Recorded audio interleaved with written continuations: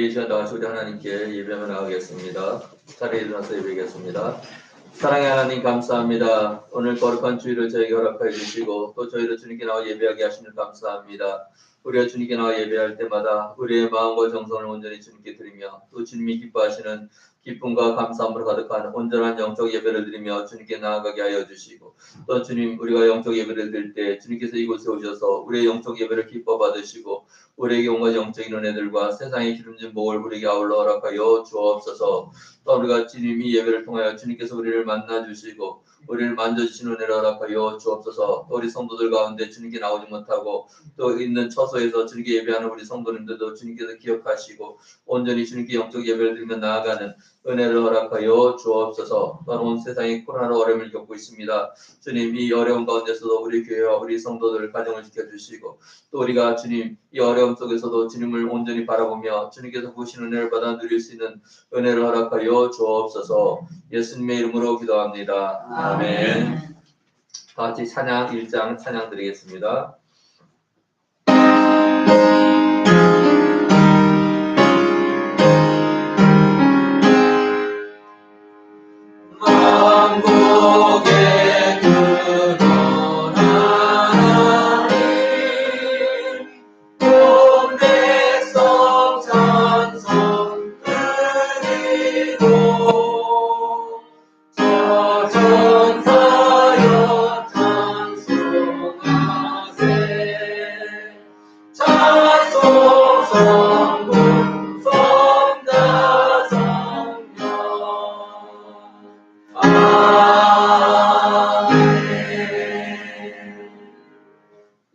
사도신경으로 우리 신앙 고백을 하나님께 드리겠습니다. 나는 전능하신 아버지 하나님 천지의 창조주를 믿습니다. 나는 그의 유일하신 아들 우리 주 예수 그리스도를 믿습니다.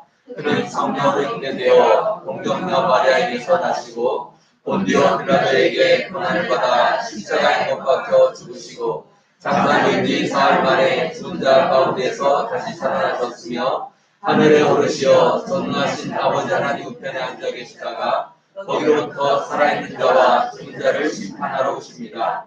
나는 성령을 믿으며 거룩한 공교회와 성도의 교제와 죄를 용서받는 것과 몸의 부활과 영생을 믿습니다. 아멘. 다 같이 자리에 앉아서 찬양 151장 찬양 드리겠습니다.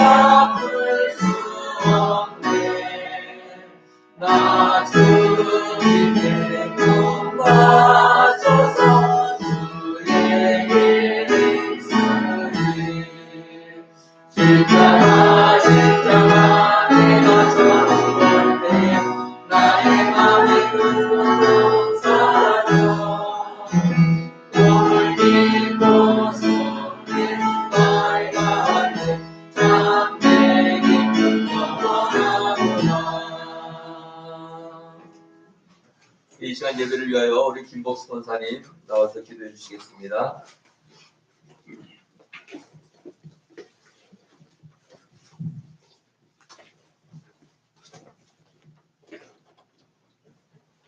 할렐루야. 참 좋으신 하나님 아버지, 주님의 사랑과 은혜에 감사를 드립니다. 살아계신 하나님을 찬양합니다.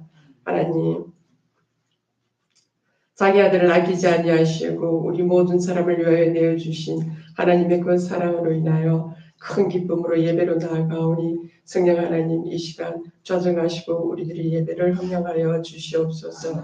아버지 하나님, 이 시간 이 자리에 예배드리는 자들, 또 집에서 예배드리는 자들 가운데에 마음이 공고하고 심령이 아버지 하나님 힘든 자들, 아버지 지치고 고난 자들, 하나님의 이 큰 사랑, 곧 독생자 예수 그리스도를 우리에게 내어주신 그 사랑을 기억하며 하나님 아버지 온전히 회복될 수 있는 귀한 예배가 될 수 있도록 성령님 역사하여 주시옵소서. 하나님, 이 시간 간과 없는 것은 아버지 하나님, 저희들이 지난 한 주간 살아가는 동안 또 집에서나 일터에서나 우리가 있는 자리에서 아버지 하나님, 우리 눈에 들고는 보지 못하고 형제의 눈 속에 있는 티를 빼려고 하였던 저희들의 죄를 용서하여 주시옵고 예수님의 십자가의 별로 깨끗이 씻어 주시옵소서. 하나님, 간절히 원하옵기는 저희들에게 아버지 하나님, 우리 눈에 들보를 보는 지혜가 있게 하시고 회개에 게으르지 아니하도록 성령님 도와주시옵소서.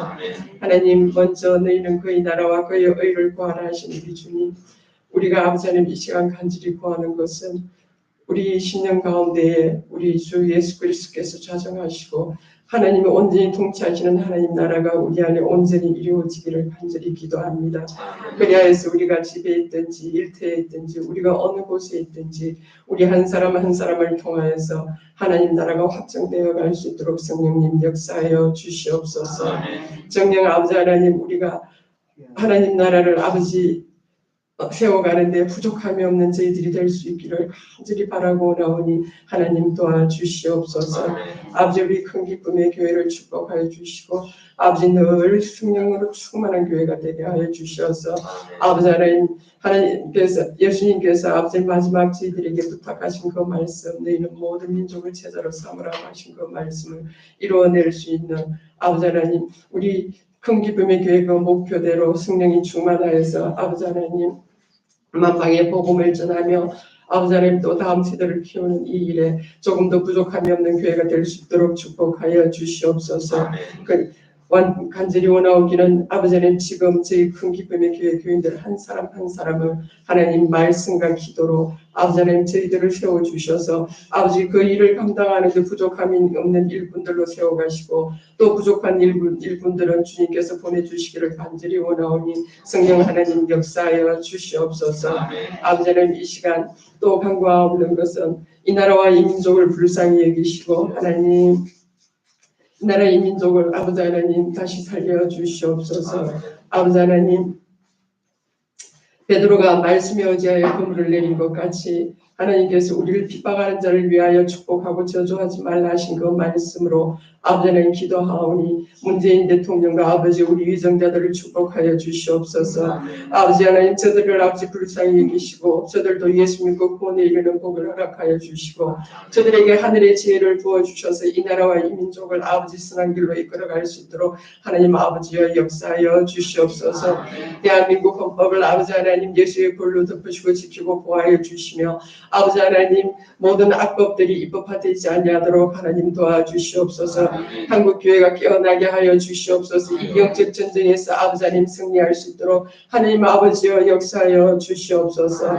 아버지 하나님, 이 시간 또 간절히 구하는 것은 우리 큰 기쁨의 교회 아버지 하나님 이 예배당 안에 성령의 기름 부음이 충만히 흐를 수 있도록 성령님 역사하여 주시옵소서. 그래서 이 성전에 들어오는 자마다 아버지 하나님 회개가 터지고 아버지 마치 상한 마음이 치유가 되며 병든 곳이 아버지 치유가 되고 귀신이 떠나가는 하나님의 나라가 이곳에 아버지는 임할 수 있도록 성령님 도와주시옵소서. 그러기 위해서 우리 성도들은 늘 깨어서 기도하여야 하겠사오니 하나님 아버지 우리들의 육신을 쳐서 복종시키고 아버지 하나님 말씀 보면 기도할 수 있는 아버지 이 성전에서 기도의 소리가 떠나 떠나가지 아니하도록 끊이지 아니하도록 성령 하나님 붙들어 주시옵소서.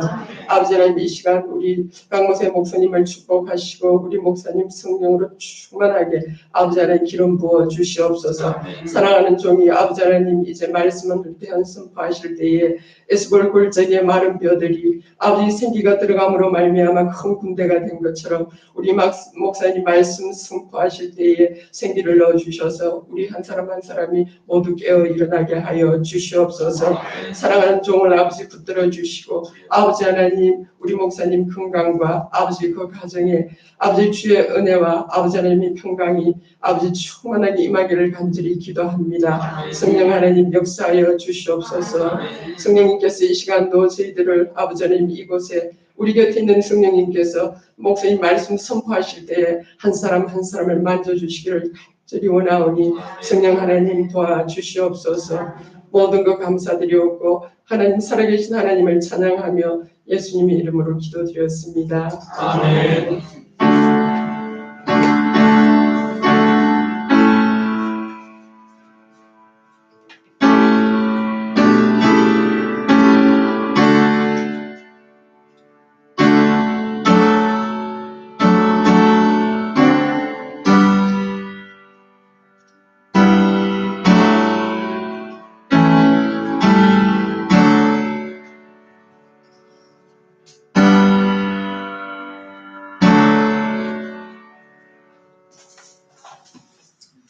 예, 오늘 같이 나눌 성경 말씀은 신약 성경 마태복음 26장 69절에서 75절 말씀 같이 보겠습니다. 마태복음 26장 69절에서 75절 말씀입니다.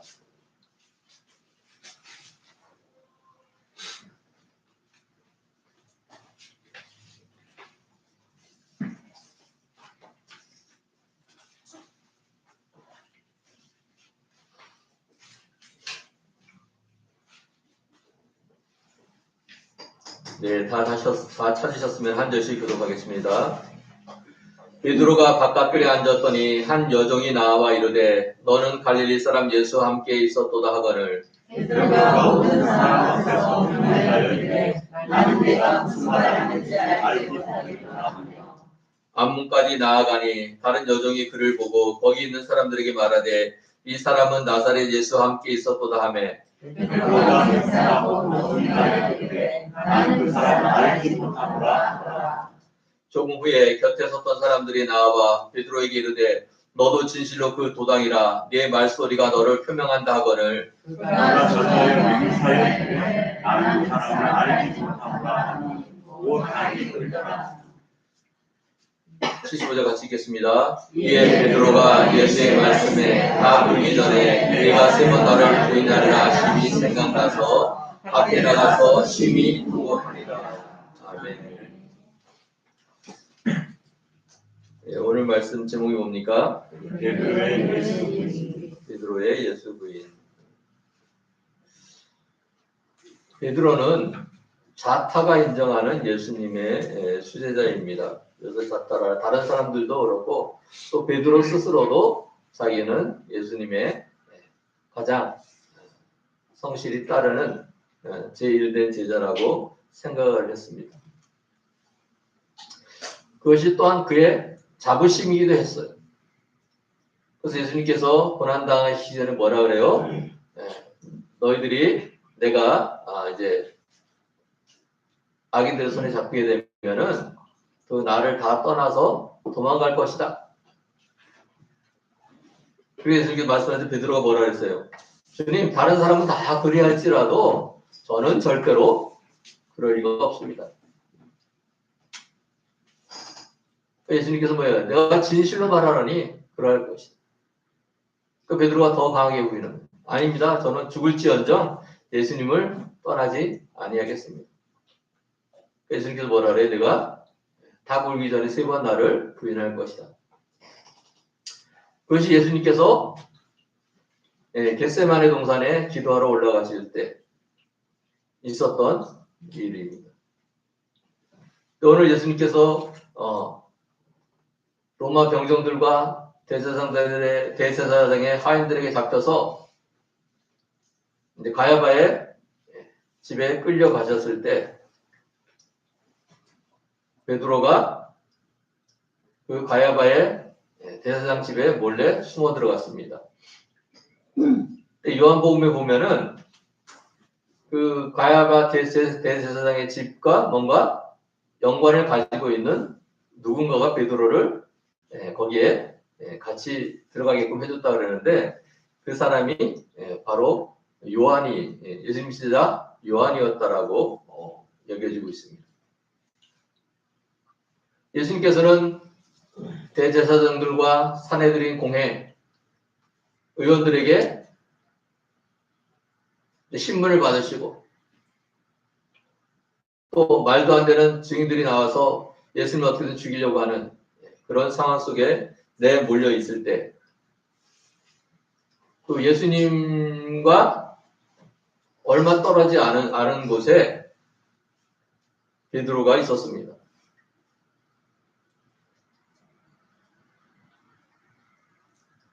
그러니까 그 얘기는 예수님께서 신문을 받으시며 대답하신 그 말씀을 베드로가 들을 수 있을 만한 거리였고 또 베드로가 예수님을 부인하는 그 소리를 예수님도 직접 들을 수 있을 만한 거리였다는 것입니다.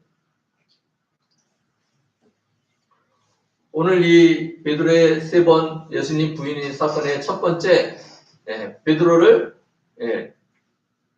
예수의 무리라고 추궁했던 사람은 바로 그 집에 있는 여종이었습니다.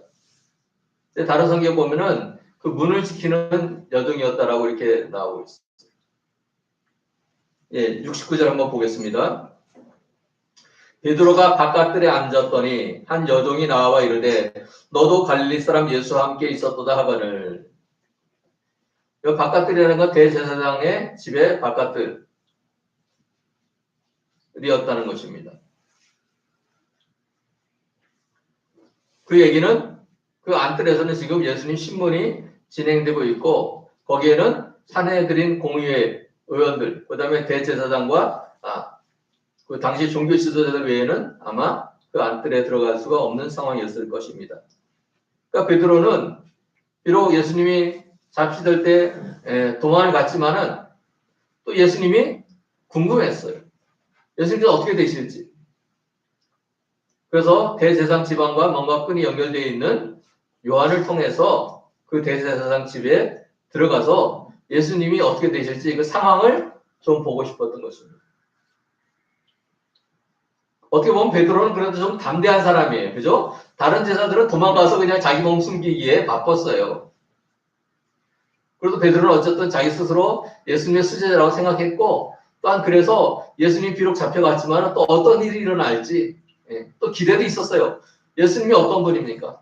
오병이의 기적을 베푸시고 또 모든 환자들을 치료하시고 또 심지어는 죽은 사람까지 살리신 분이에요. 가서 그분이 비록 지금 로마 병정들과 대제사장의 하인들에게 잡혀갔다 할지라도 정말로 엄청 대단한 일을 일으켜서 또 풀려나시고 그들을 무찌르시고 정말로 이스라엘의 왕이 되실지도 모른다는 그런 인간적인 기대도 있었을 것입니다.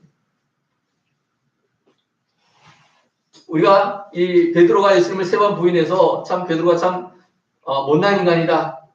어떻게 그 스승을 3번씩이나 부인하냐. 뭐 가룟 유다나 베드로나 서로 잘못 따진다면 경중을 가릴 수가 없다.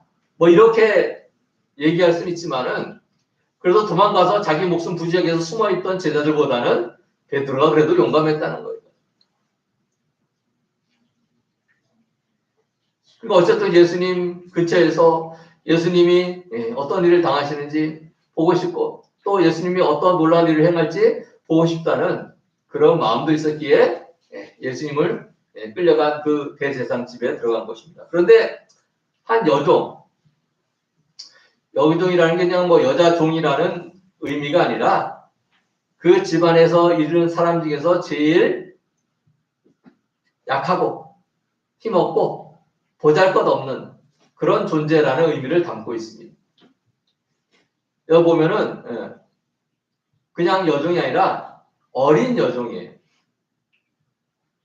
쉽게 말하면 아마 한 10대 후반쯤이나 되는 그런 여자아이가 베드로에게 69절 보면은 너도 갈릴리 사람 예수와 함께 있었도다 하거늘. 그러니까 다른 성경에 보면은 베드로가 그때 당시 추워서 우리가 알고 있는 중동은 낮에는 뜨겁지만 밤에는 또 춥잖아요. 지금 이게 새벽에 가까우는 시간이니까 또 추우니까 불을 피워놨는데 모닥불을 피워놨는데 거기 베드로가 추우니까 모닥불에 가서 불을 쬐려고 가까이 가다 보니까 그 불빛 때문에 베드로의 얼굴이 드러난 거예요. 가서 그냥 다른 데는 그냥 어두컴컴하니까 누가 누군지 모르는데 불빛 속에 베드로가 얼굴이 드러나니까 그때 예수님을 잡으러 갈 때 같이 갔던 뭐 하인들이나 이런 사람들이 있었을 거 아니에요. 근데 이 여종은 뭐 그럴 때 따라갈 사람이 아닌 것 같은데도 불구하고 베드로를 보자마자 베드로가 너도 갈릴리 사람 예수와 함께 있었도다 하거늘. 이 오늘 마태복음에서 마태가 이 베드로가 예수님을 부인한 세 번의 예수님 부인 사건을 다루면서 점층법을 사용하고 있어요. 우리 문학 기계에서 점층법은 뭐예요? 점점 긴장을 고조시키는 거죠. 처음에는 좀 약하지만은 그 다음에는 좀 더 강하고 마지막에는 아주 그냥 긴장감이 넘치는 그런 상황을 하는데 그런 문학적인 기법을 사용해서 이 베드로의 예수님 부인 사건을 기록하고 있습니다. 그러니까 처음에는 아주 어린 여종이 갈릴리 사람 예수, 이 의미는 당시의 대제사장과 많은 종교 지도자들이 예수님을 비꼴 때 사용하는 말이에요. 왜냐하면 유대 사람들에게 갈릴리는 변방지역의 의미일 뿐만 아니라 갈릴리에서 무슨 선한 것이 나겠느냐라고 사람들이 물을 정도로 하찮고 또한 하나님의 어떤 은혜에 의해서 약간 버림받은 그냥 뭐 지역적으로 변방이 아니라 하나님의 은혜에서도 약간 외면받는 그런 지역이라는 뜻이 있어요. 그래서 갈릴리 사람 예수라 그럴 때는 그냥 예수님이 갈릴리 출신이라는 의미가 아니라 예수님을 낮춰 부르는, 예수님을 약간 모욕스럽게 부르는 그런 표현이에요. 그래서 69절에 너도 갈릴리 사람 예수와 함께 있었도다. 즉 이 대사장 집안에 있는 사람들이니까 그 위에 있는 사람들이 하는 얘기를 그대로 듣다가 그것을 가지고 예수님을 비하하는 용어로 사용하고 있는 것입니다. 70절에 보면 뭐예요? 베드로가 모든 사람 앞에서 부인하여 이르되 나는 내가 무슨 말을 하는지 알지 못하겠노라 하며. 자, 그러니까 베드로가 당황했어요. 자기는 지금은 예수님의 제자인 걸 숨기고 지금 이 대사장 집에 몰래 숨어 들어온 거 아니에요, 가서. 그런데 들어오자마자 그 정체가 드러나게 될 상황이 처하니까 어떻게 돼, 가서. 당한 거예요, 가서. 여기서 보면은 이 부인하는 게 뭔가 생각을 하다가 아니라 즉시로 부인하는 그런 표현이에요. 그러니까 우리가 이게 길을 갈 때 이렇게 차가 갑자기 우리 쪽으로 막 온다고 그러면은 몸을 피하잖아요. 본능적으로. 그러니까 베드로가 지금 예수님을 부인하는 거는 거의 본능적인 모습으로 예수님을 부인한다는 거죠. 당한 거에 가서 자기는 몰래 지금 숨어 들어왔는데 들어오자마자 자기 정체를 들키게 생겼으니 당황한 상태에서 나는 내가 무슨 말을 하는지 알지 못하겠노라. 그러니까 그 여종이 하는 건 내가 갈릴리와 같이 있었던 사람 아니냐? 그러니까 아니 난 네가 도대체 나를 어떻게 보고 하는 소리냐? 나는 전혀 네가 하는 말과 상관이 없는 사람이다. 이게 약하게 이제 자기가 예수님과 상관이 없다는 것을 이제 말하는 그런 장면입니다.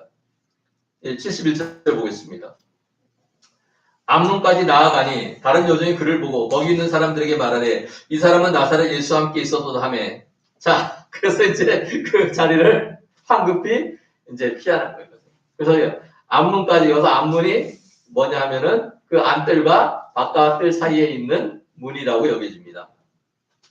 그러니까 그 사람들 사이를 급히 또 자기를 알아보는 그 여종을 피해서 급히 다른 쪽으로 이동을 하는 거예요. 그러니까 그 자기 정체가 들킬 만한 그런 상황을 빨리 모면하고 싶은 거죠. 무슨 소리야? 난 전혀 알지 못하는 일이다.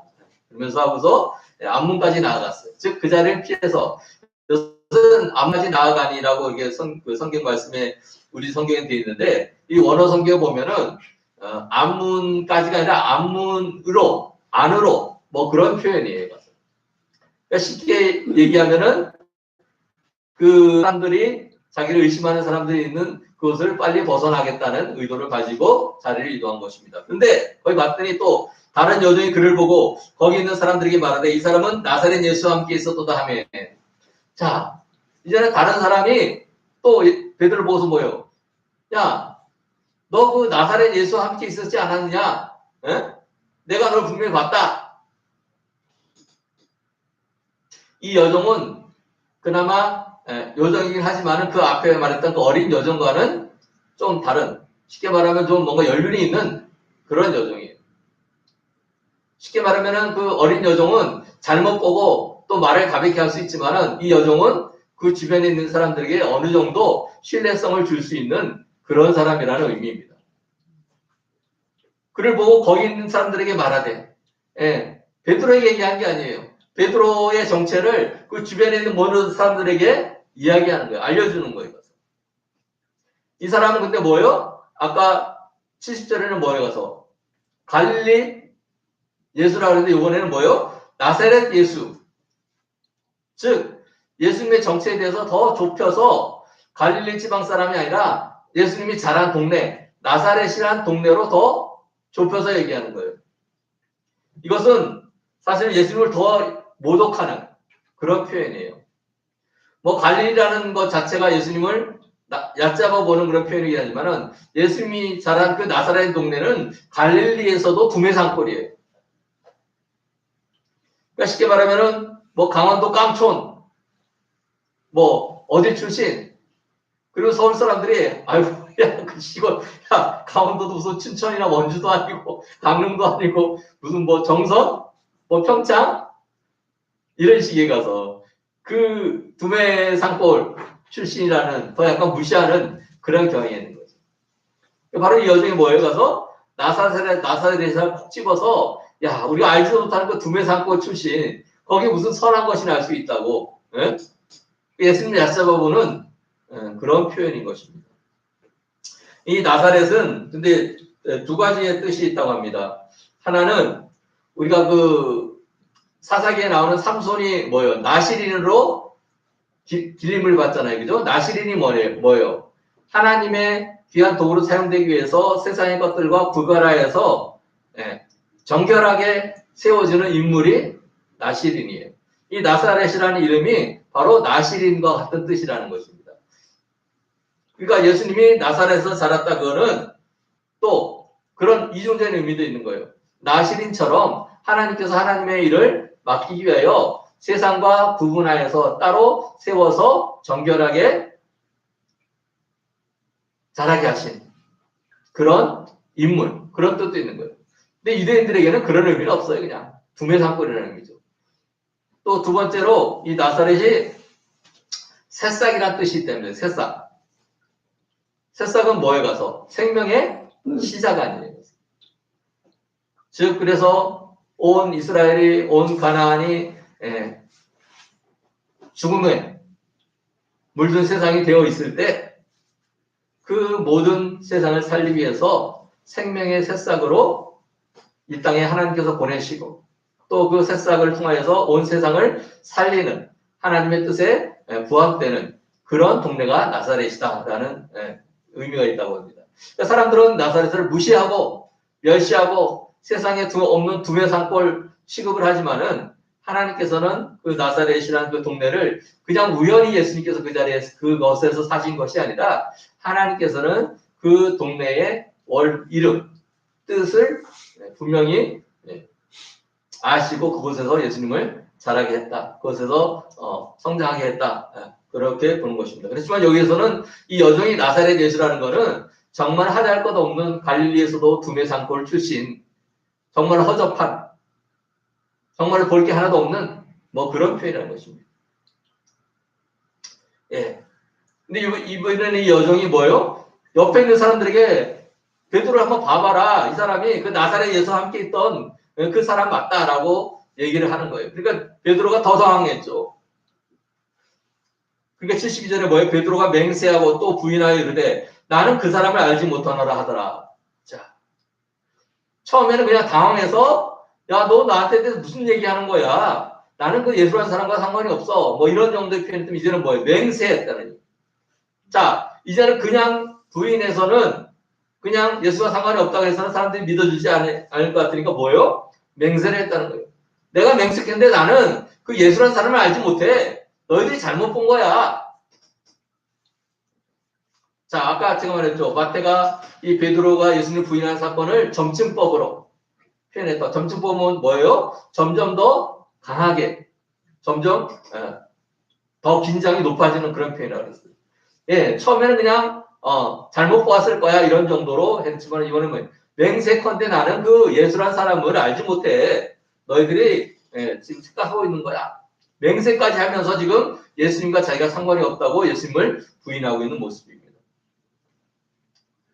나는 그 사람을 알지 못하노라. 처음에는 그 여정이 한 얘기가 도대체 무슨 얘기인지 나는 모르겠다. 근데 이제는 뭐예요? 나사렛 예수라는 그 사람을 나는 알지 못한다. 나와 그 사람을 관계 짓지 말아라 라고 강력하게 그냥 말도 아니고 맹세하는 말을 덧붙여서 이야기하고 있습니다.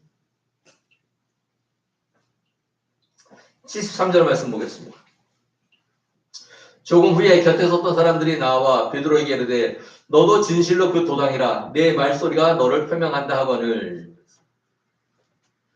네, 여기 73절 조금 후에라고 되어 있는데 누가복음에 보면은 1시간 뒤에라고 표현이 되어 있어요. 그러니까 처음 두 번째 베드로의 부인은 순간적으로 또는 시간적으로 좀 붙어있는 시간에 부인을 한 사건이지만은 적어도 세 번째 부인 전에는 베드로가 많은 생각을 할 수 있는 시간들이 있었고 또 자기의 잘못에 대해서 회개하거나 그럴 수 있는 여건이 되었다는 거예요. 뭐 사람이 너무 당황하다 보면 자기 마음이 원래 그렇지 않아도 자기를 방어하기 위해서 반사적으로 그런 말을 할 수는 있어요. 그렇죠? 이번엔 뭐예요? 세 번째는 1시간이라는 시간이 떨어져 있다는 거예요.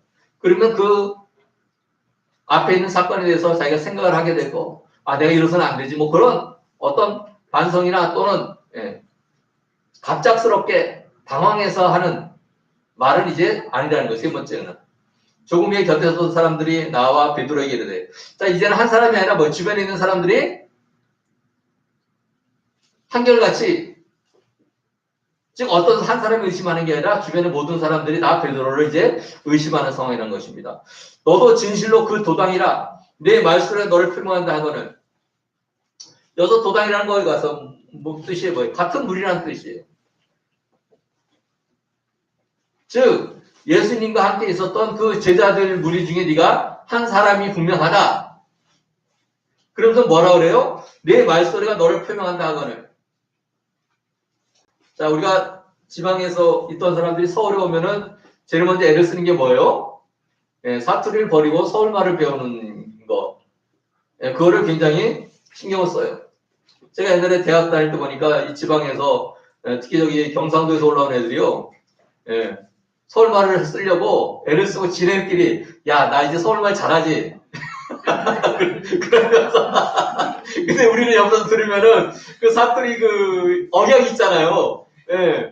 그게 다 드러나는 거야. 그런데 자기들끼리는 야 이제 나는 서울사람 다 됐지 뭐 그러는 거에 가서 내가 속으로 야 서울사람 다 되기는 누가 딱 봐도 가서 경상도 사람인 줄 알겠다라고 이렇게 생각하는데 근데 어쨌든 서울 말투를 쓰려고 그래서 서울말을 잘 쓰면 막 자기들끼리 서로 막 뭐라고 막 욕을 해요.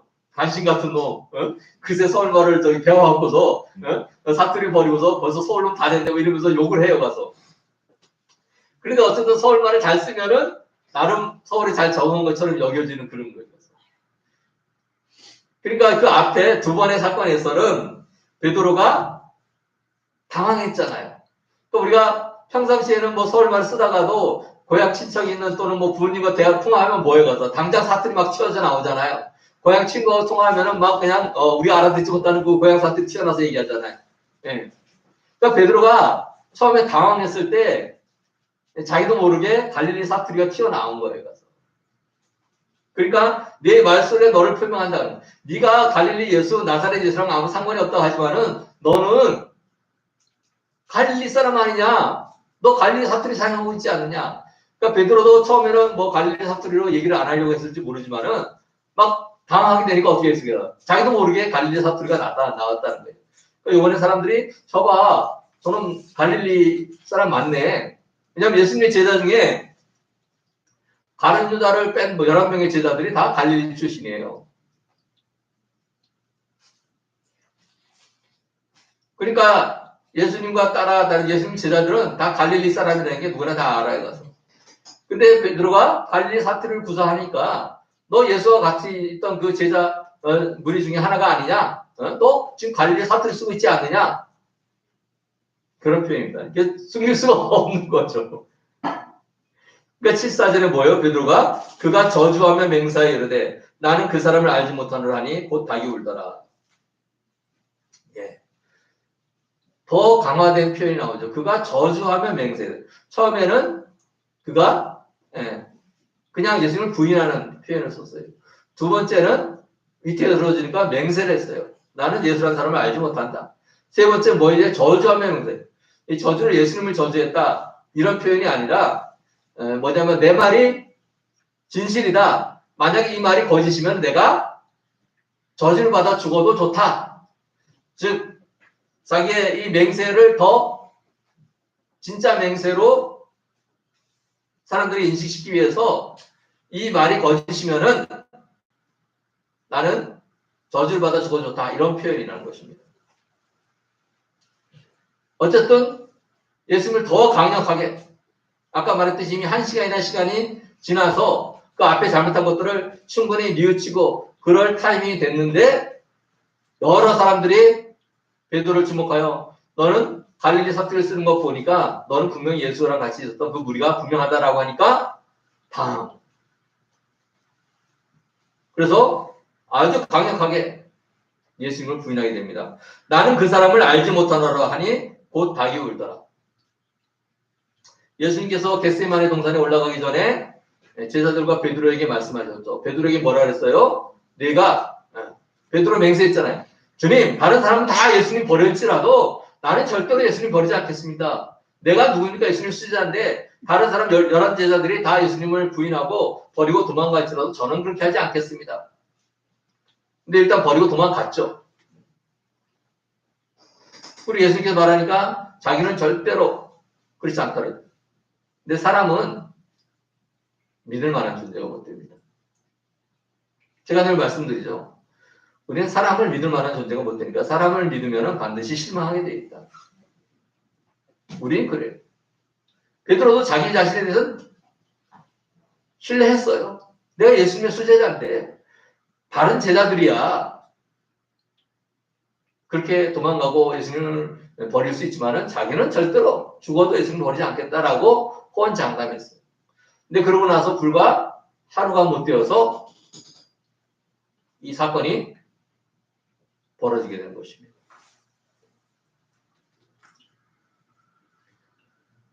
예, 우리 누가복음 22장 61절 말씀 같이 좀 보겠습니다. 같이 다 읽겠습니다. 시작. 주께서 돌이켜 베드로를 보시니 베드로가 주의 말씀 곧 오늘 다 불기 전에 네가 3번 나를 부인하리라 하심이 생각나서 제가 처음에 말씀드렸죠. 예수님께서 신문을 당하는 그 장소와 베드로가 있던 자리가 멀지 않아서 예수님이 신문하면서 답하는 그런 소리도 베드로 귀에 들렸고 또 베드로가 예수님을 부인하는 소리도 예수님께 들릴 만한 위치였다. 예수님께서 베드로가 3번을 부인하는 그 상황에서 예수님께서 돌이켰다래. 몸을 뒤로 제껴서 봤다는 얘기예요. 그냥 베드로 하는 소리를 들었을 뿐만 아니라 그 예수님을 부인하는 그 소리를 들으시고 예수님께서 고개를 돌이켜서 베드로를 보았다는 것입니다. 즉 그래서 많은 성서학자들이 이거를 예수님이 직접 몸으로 돌이켜 본 것이 아니라 마음으로 베드로의 그 안타까운 심령을 주님께서 보셨다라고 이렇게 해석하는 분들도 있는데 많은 대부분의 성경학자들은 직접 몸으로 돌이켜서 예수님이 베드로를 보았다. 그리고 베드로가 예수님이 베드로를 본 다음에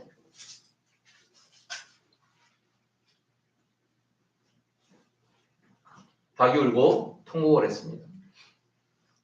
성경 말씀 보면은 베드로가 이제 세 번째 예수님을 부인하는 말이 끝나기 전에 예수님께서 베드로를 돌아보시고 또 그 베드로의 부인하는 말이 끝나기 전에 닭이 울었다라고 표현되어 있습니다. 자, 이 마태복음 나오지 않지만 누가복음에는 누가가 아주 세밀하게 예수님께서 그를 돌이켜 보셨다고 표현합니다. 사실은 베드로가 세 번 닭이 울어서 심히 통곡한 것도 있지만은 사실은 예수님의 눈길을 접하고서 심히 통곡했다라고 보고 있습니다. 바로 왜냐하면 예수님께서 그 베드로를 보셨는데 대놓고서 예수님을 부인했잖아요. 마지막에는 저주까지 하면서 예수님을 자기가 상관없다고 부인했잖아요. 근데 예수님 그 앞에서 대제사장들과 사내들의 공유에 신문을 당하면서도 뭐예요? 내가 나중에 천군천사를 몰고 다시 이 땅에 오는 것을 보게 될 것이다. 아주 담대하게 그들의 신문에 맞서는 그런 가운데 베드로는 예수님을 세 번 부인하는 사건이 일어나는 것입니다.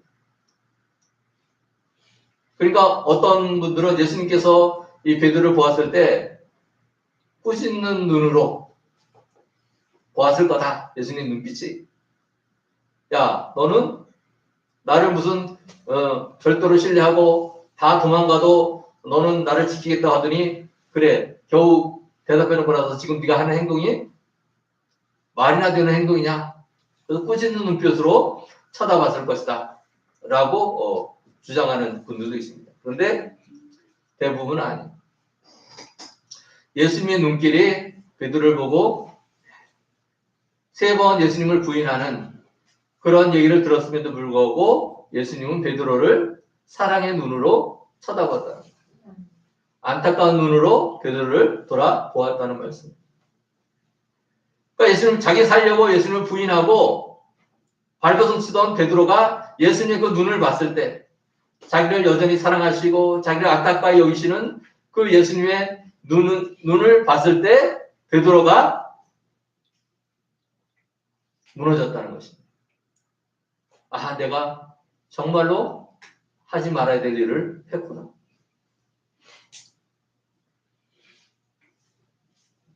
즉 베드로의 참회와 통곡에는 회개에는 예수님께서의 끊임없는 사랑이 베드로에게 전달되었기 때문이라는 것입니다. 예수님 입장에서는 당연히 꾸짖는 눈초리 또 네가 어떻게 나를 그렇으니 배반을 한 제자를 보는 그런 뭔가 꾸짖고 실망스러운 그런 눈빛이 아니라 제자인 베드로가 예수님을 부인하고 자기 살겠다고 예수님 버리는 그 상황에서도 여전히 베드로를 안타까이 여기시며 또 사랑의 눈으로 보시는 주님의 그 눈을 마주한 베드로가 그때 무너지고 회개가 일어났다는 것입니다. 제가 초반에 얘기했지만은 예수님을 세 번 부인한 베드로나 예수님을 은 30에 팔은 가룟 유다나 그 죄가 뭐 솔직한 얘기로 누가 더 큰 죄인지 어떻게 하면 세 번씩이나 부인한 베드로가 더 큰 죄일 수도 있어요. 근데 우리가 알다시피 가룟 유다도 자기가 잘못한 걸 알았어요, 몰랐어요? 알았어요. 그래서 어떻게 했어요? 가서 대제사장들에게 은 30 받은 거를 어떻게 했어요? 가서 야, 나이 잘못했으니까 이거 너희들 돌려줄 테니까 우리 예수님을 놔줘. 인간적으로 후회를 했어요. 근데 그건 인간적인 후회이지 회개는 아니었어요. 베드로는 뭐예요? 후회가 아니라 회개를 하는 거예요. 그래서 우리가 뭘 알 수 있어요? 우리는 누구나 믿을 만한 존재가 안 돼요. 우리의 목숨이 위협이 될 때 우린 예수님을 언제나 버릴 수 있는 그런 존재들이에요. 주님께서도 우리를 아세요. 근데 주님께서 우리에게 은혜를 베푸시는 거예요. 그 죄를 깨닫고 회개할 수 있는 은혜를 부어주시는 거예요. 베드로에게 그 은혜는 예수님의 그 사랑의 눈빛을 통하여 부어진 것입니다. 가룟 유다도 자기가 했는 일이 잘못됐다는 걸 알았어요. 그렇지만 어떻게 했어요? 가서 후회는 했지만은 회개하지 않았어요. 베드로와 가룟 유다가 달린 핵심은 뭐예요? 회개의 유무입니다. 그 앞에 죄가 더 무겁고 가볍고의 차이가 아니에요. 우리는 착각해요. 베드로는 3번 부인했지만은 돈 먹고 팔지는 않았지 않느냐. 적극적으로 하지 않았잖아요. 오히려 더 적극적이었죠. 막 저주를 해가면서까지 나는 절대로 알지 못한다고.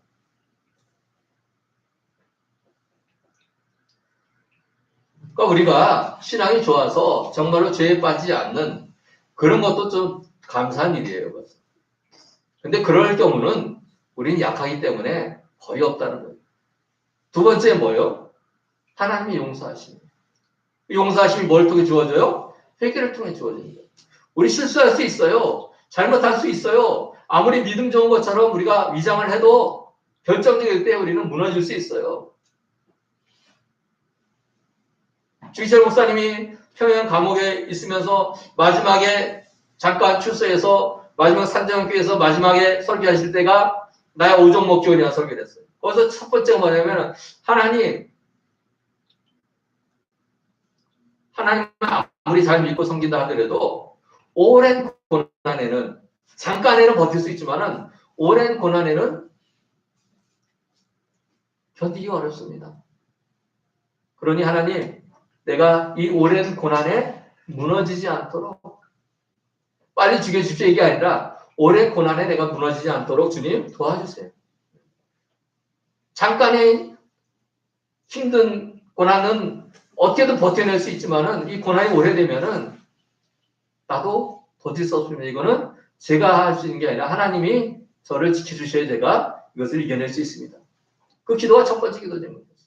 왜냐하면 3년간에 걸치는 감옥 생활과 날마다 고문과 뭐 말도 안 되는 그 일제들의 그 고문 수법이 뭐 알잖아요. 가서 주기철 목사님이 마지막에 돌아가셔서 그 시신을 집으로 이제 감옥에서 떼어서 집에 가져왔는데 그 넷째 아들이 주기철 목사님 시신이 집에 왔는데 이렇게 시신을 덮어놓잖아요. 흰포로. 근데 주기철 목사님이 이 손이 이게 그 포 바깥으로 나오는데 그 손가락 그 뭐죠 이게 손톱 밑이 그 대꼬챙이로 그 찔러서 그 피가 나온 것이 굳어서 꺼멓게 이렇게 손가락 끝마다 이렇게 검은피 되어 있는 거에 가서 그러니까 손톱 밑에 대꼬챙이를 넣어서 고문을 한 거에 가서 그 죽기 직전까지. 그런데 이 막내 아들이 보기에 뭐 아버지가 죽었는지 살았는지는 그런 거에 대해서는 개념 없지만은 그 시꺼멓게 피가 묻어져 있는 아버지 손끝이 나오는 게 너무 보기가 싫었다는 거예요. 그래서 자기가 그 흰 포를 이렇게 당겨서 그거를 가리려고 그렇게 했다는 거예요. 육신을 가진 인간인데 우리가 아무리 믿음이 좋다 한들 그런 것이 계속 반복되면 그걸 누가 어떻게 이길 수가 있겠어요. 정말로 그걸 이겨낸 분은 대단한 분이에요. 그는 또 우리 인간 힘으로 이겨낸 게 아니라 정말로 하나님께서 지켜주셔서 그를 버틸 수 있는 거예요. 근데 하나님께서 우리의 연약함을 아세요. 그래서 뭐예요? 우리에게 어떠한 죄를 저질러도 우리를 용서하시고 또 우리를 회복시키시는. 그러면 뭐예요? 우리가 해야 되는 거는 회개예요.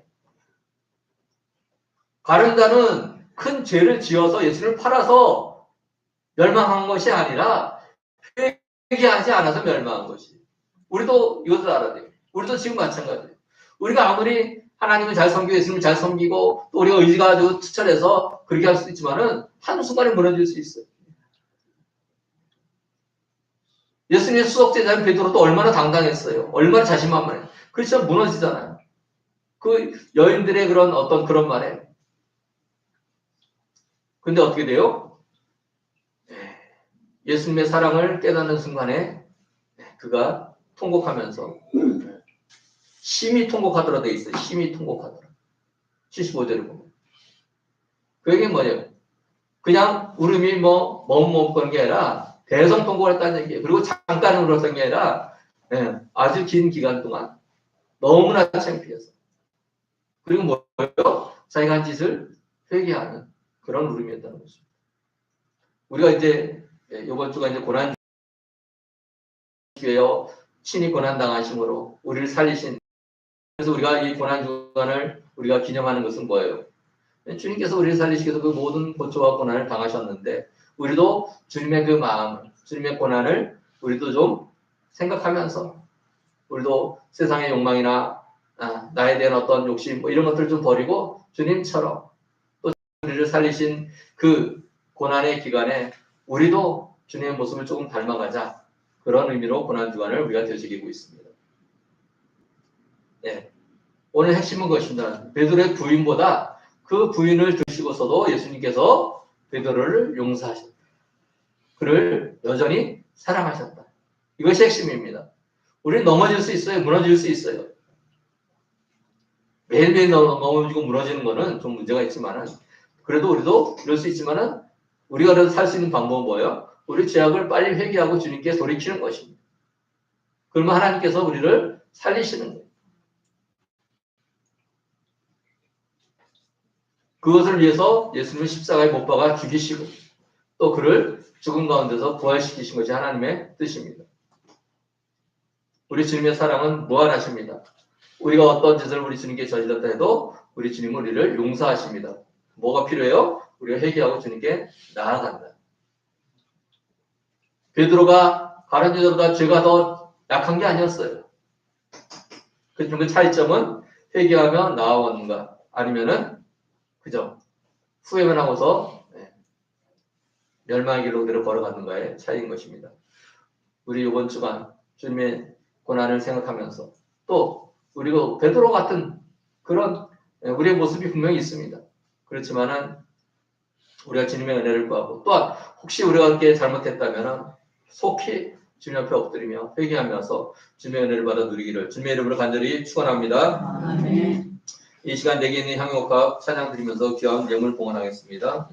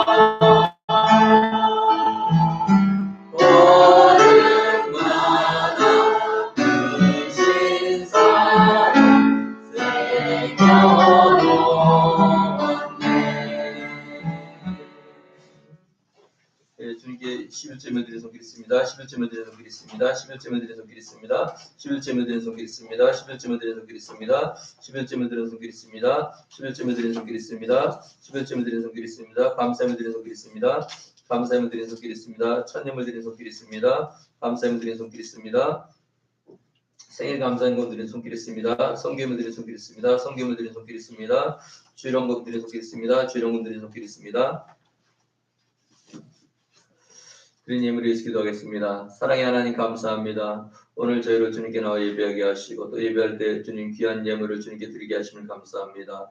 우리가 예물을 드릴 때 기쁜 마음으로 즐거운 마음으로 감사한 마음으로 주님께 풍족하게 드릴 수 있는 은혜를 허락하여 주시고 또 예물을 드릴 때 안타까워하는 마음으로라도 억지로 드리지 아니하도록 은혜를 베풀어 주옵소서. 또 귀한 예물 드린 손길에 주님께서 아버지 하나님 영적인 복과 또 세상에 필요한 것들을 친히 채우시는 은혜를 부어 주옵소서. 이 귀한 예물 쓰이는 곳에 죽어가는 영혼들을 살려내며 또 하나님의 고통 속에 있는 자들 위로 또 어려운 사람들을 위로하고 세워내는 곳에 마음껏 사용되어지는 귀한 예물 되게 하여 주옵소서.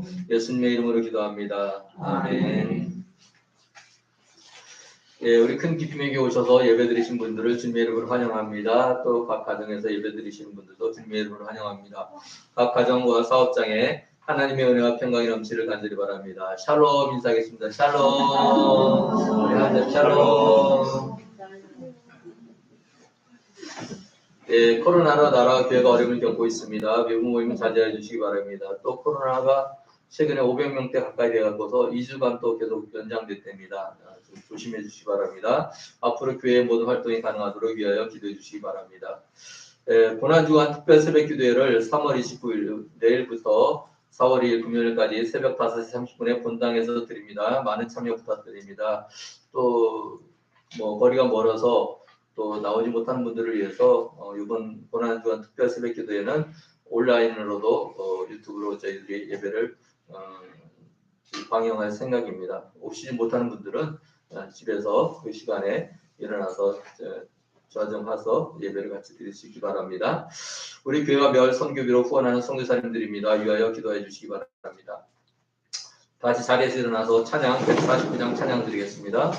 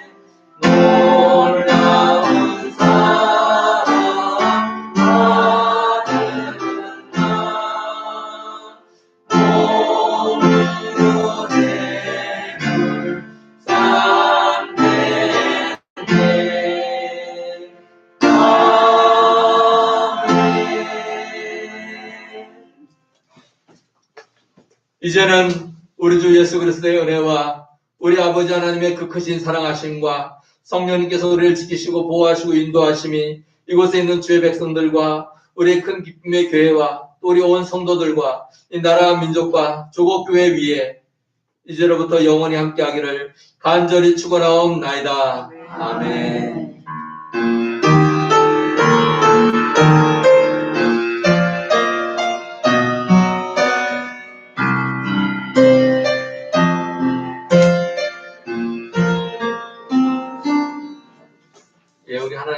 박수 올리겠습니다. 할렐루야.